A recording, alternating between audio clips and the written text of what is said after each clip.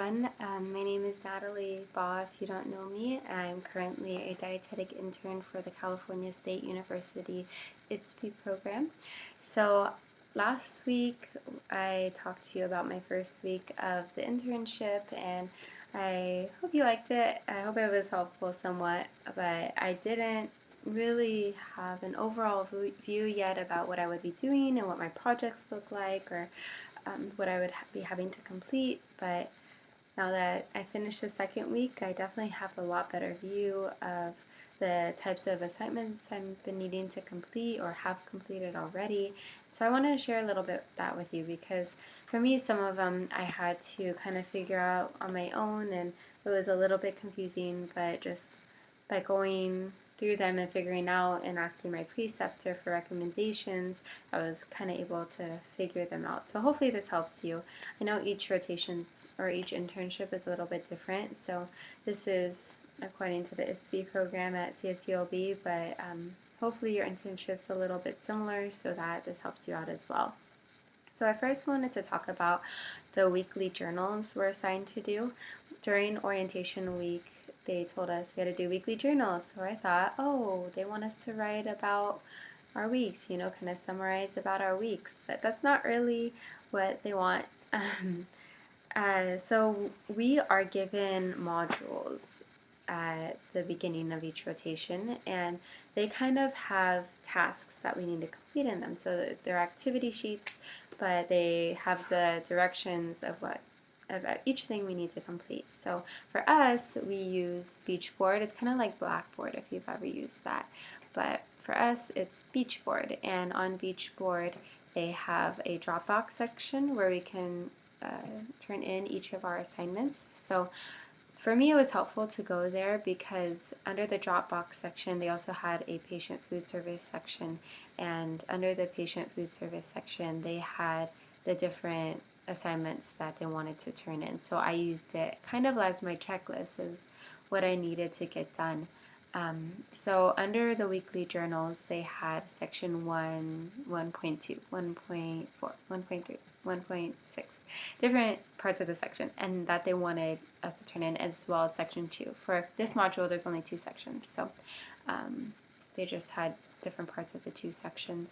So I soon figured out it wasn't really a weekly journal. I just needed to complete those parts of the sections that they wanted and put it in the journal.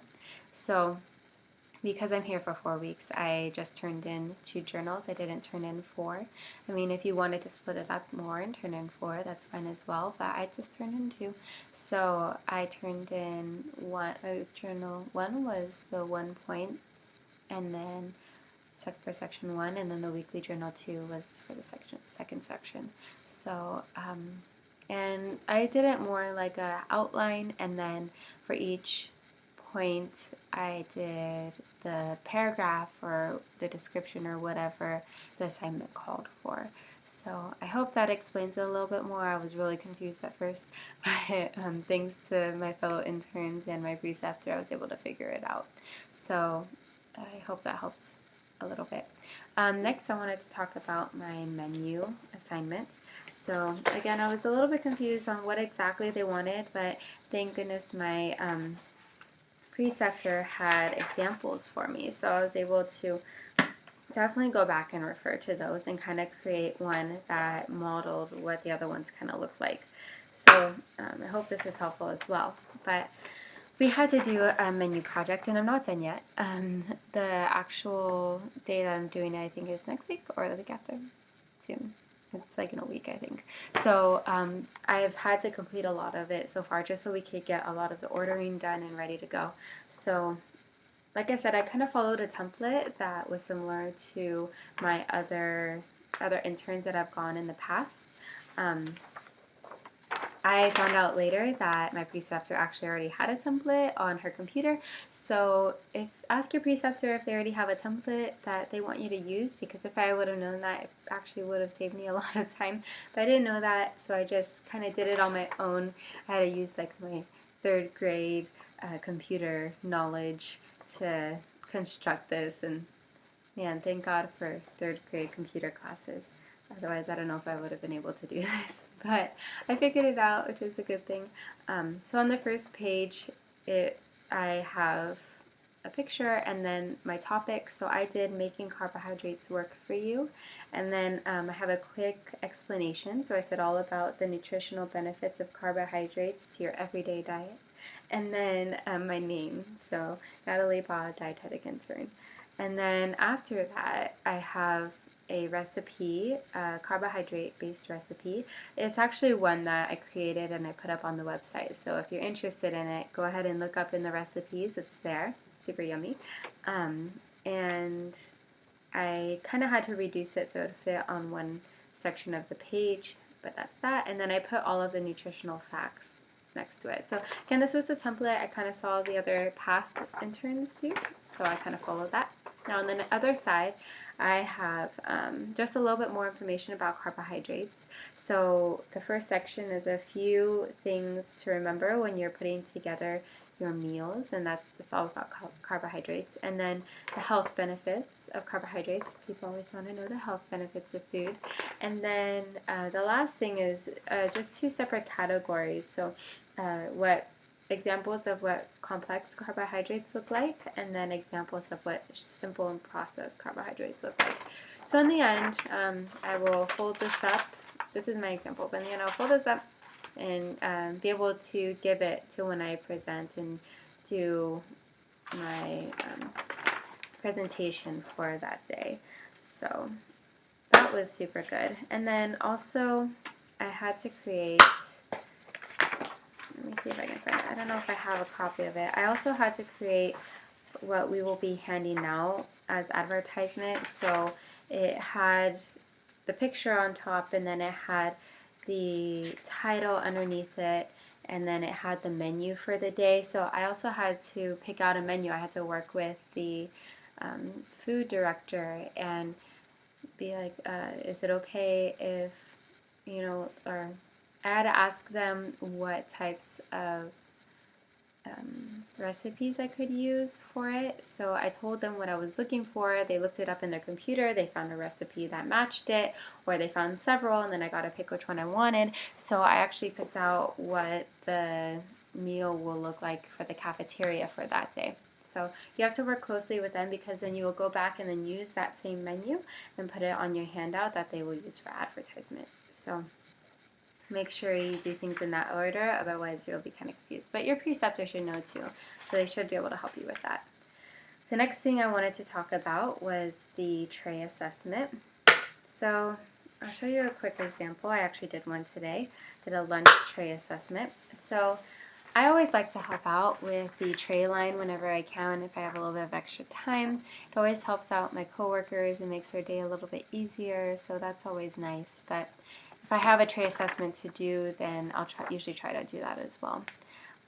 So I just would ask the diet clerk to print out an extra menu for me, and then I would put it on the very bottom to make sure my tray would be the last one, so if I knew all of the patients got food first, because that is most important.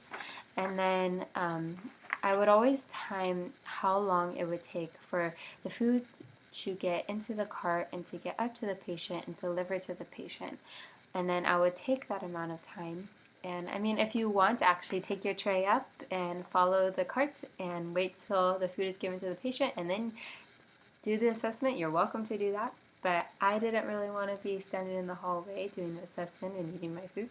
So I timed it, and then I took my tray to the cafeteria, put the timer on, waited that amount of time. It was usually about 7 to 10 minutes.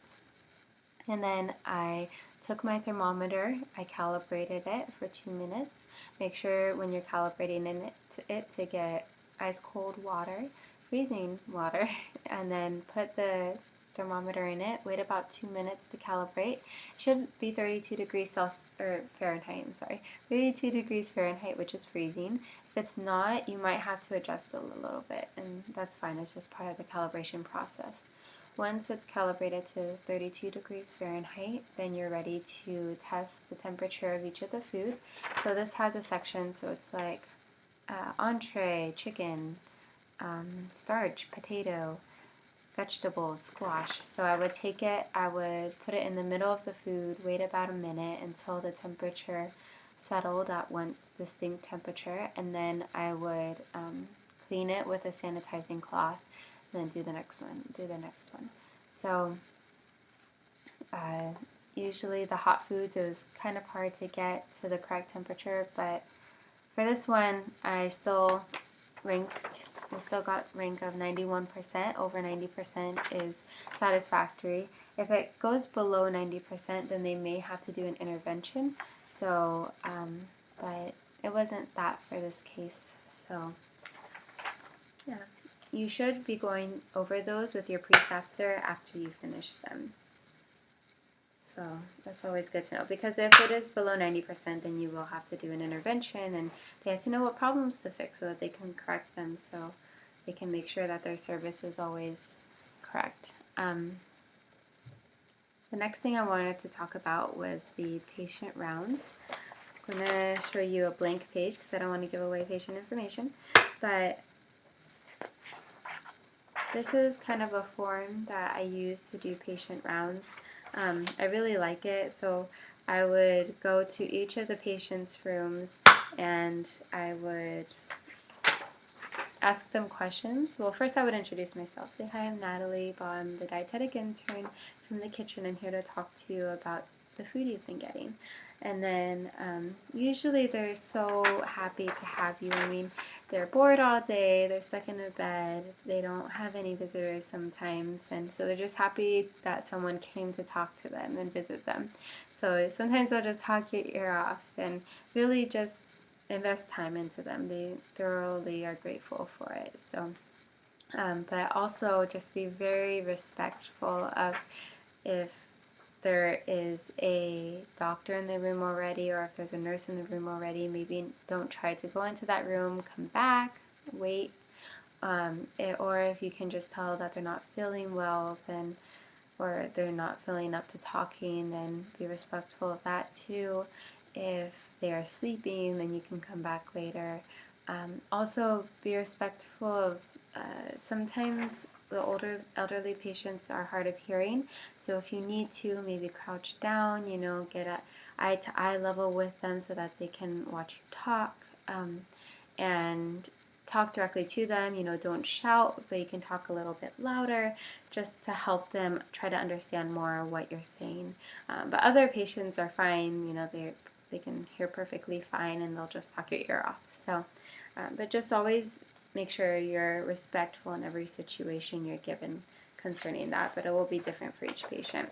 I would then just ask them a series of questions about their food, and then if they have any recommendations for us, if they want anything changed concerning their meal plan, or not really concerning the meal plan because that's more of the doctor, but concerning their meals, if they dislike anything or they favor something, we always write those down, and then we can follow up later too. So if they have a special request, then we can put it down and then come back maybe the next day or day after and say, hey, did you ever get that? Are things better now? How are you feeling about that? So those have always been super good. Like I said, I love talking to the patients, so those are the highlights of my day if I'm able to do them. The next thing I wanted to talk about was the in-service. So for us, it's called an in-service. It's really just a training for the employees. Last week, at the end of the week, I don't know if I talked about it or not, but I completed a food safety and food security one. And I was able to do it with the whole kitchen staff as well as the diet clerks, but this time I just did it with the diet clerks because that's really all who it pertained to. So I did a religious diet modifications in-service training. And I went through each of the religions most common, such as Hinduism, Buddhism, Christianity, Judaism, and Islam, and what different diet modifications they may need, depending on the type of diet they're on. So that was good. I just made a handout so that I could give it to each person so they could follow along with me. And then I also created a quiz for them to take at the end just to make sure that they were listening to what I was saying and they understood it well so that they can put it into practice.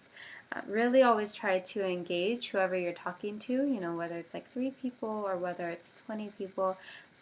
ask questions, have them respond to you, have them read off some of the bullet points on the handout. There's different ways to engage people, and your preceptor will appreciate it too if they see that you're really trying to engage everyone. It really helps with the learning.